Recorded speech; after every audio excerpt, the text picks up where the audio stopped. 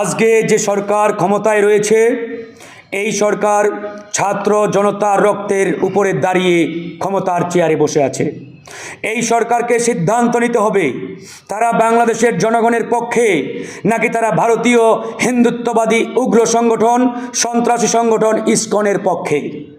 আজকে ইসকনকে নিষিদ্ধের দাবি তুলেছে বাংলাদেশের জনগণ, বাংলাদেশের সাধারণ ছাত্ররা, বৈষম্য বিরোধী আন্দোলন, রাজনৈতিক দলগুলো প্রত্যেকেই এই ইসকনের ব্যাপারে আজকে একমত যে একে সন্ত্রাসী ছাত্রলীগের মতো নিষিদ্ধ ঘোষণা করতে হবে। কিন্তু দুঃখের বিষয় সরকারের আমরা এখানে নমনীয়তা লক্ষ্য করছি। তারা কোনো এক অজানা কারণে তারা মনে করছে যে ইসকনকে নিষিদ্ধ করার মতো শক্তি সামর্থ্য এই সরকারের হয়তোবা নেই।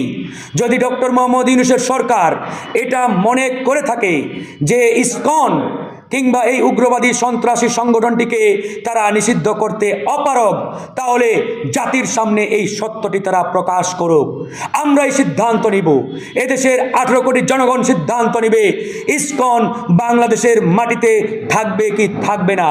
কিন্তু ইসকনের ব্যাপারে এই সরকার যদি ন্যূনতম নমনীয়তা কিংবা উদারতা দেখার চেষ্টা করে এদেশের মানুষ কিন্তু এক চুল পরিমাণ ছাড় দেবে না।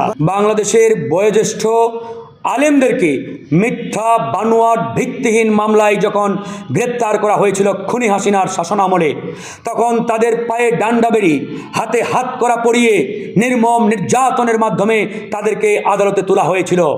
আর এই উগ্রবাদী ইসকনের কমান্ডার চিন্ময় কৃষ্ণ দাসকে যখন আদালতে তোলা হলো তখন আমরা অবাক হয়ে দেখলাম তাকে হুইল চেয়ারে রাজকীয় সম্মানে তার হাতে ডাবের পানি এগিয়ে দেওয়া হয়েছে, তার হাতে হ্যান্ডমাইক দেওয়া হয়েছে।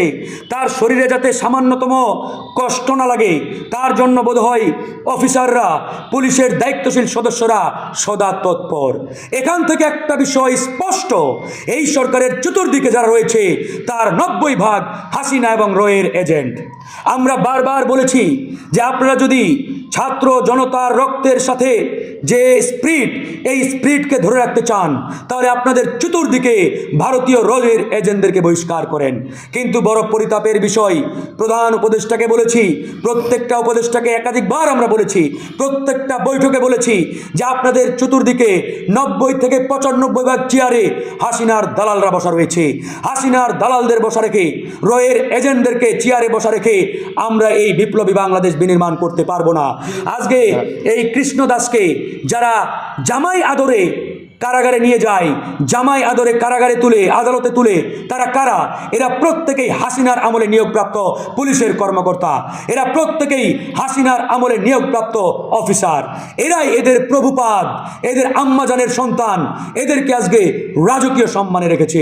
আমাদের এই জায়গায় বক্তব্য স্পষ্ট, এই সরকার যদি ভারতীয় দালাল এবং রয়ের এজেন্টদের ব্যাপারে পরিষ্কার সিদ্ধান্ত না নেয় তাহলে আমরা বাংলাদেশের জনগণ, রাজনৈতিক দলগুলো এই সরকারের বিরুদ্ধে বা এই সরকারের বিষয়ে চূড়ান্ত সিদ্ধান্ত নিতে প্রস্তুত আছে।